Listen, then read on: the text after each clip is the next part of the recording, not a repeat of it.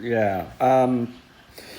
Okay, so an, an amniotic fluid embolism uh, is a tragic complication that usually, if it's going to happen, it's a rare complication of pregnancy that usually, if it's going to happen, happens during delivery, during labour.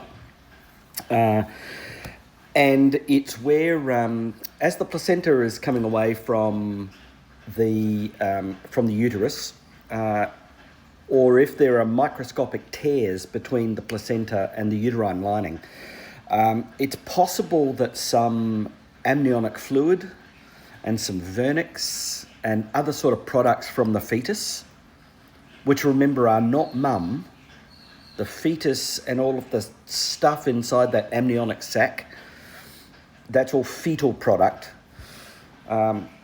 Some of that can be liberated into mum's circulation.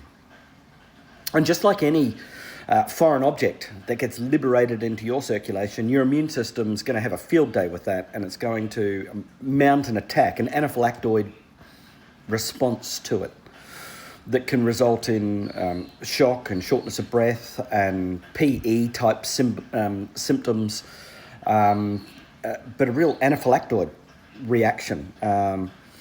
At its worst, it can cause a disseminated intravascular coagulation. And it's got a really high mortality rate, like 50, 60%. So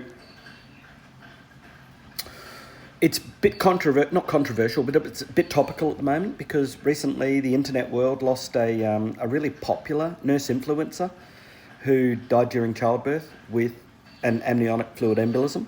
And so this is Hayley. Some of you will be followers of Hayley, and my heart felt.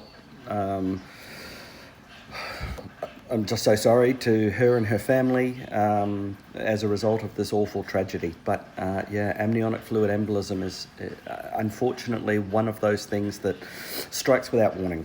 And it's when there is a liberation of either amniotic fluid or other products of fetal exudate within the amnion is liberated through tiny little, perhaps microscopic tears between the amniotic sac and the raw surface of the uterus.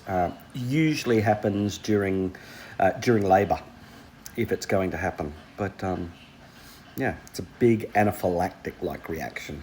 So shortness of breath, big rash, cardiac failure, disseminated intravascular coagulation, a widespread coagulopathy. Thanks for the question. Bye.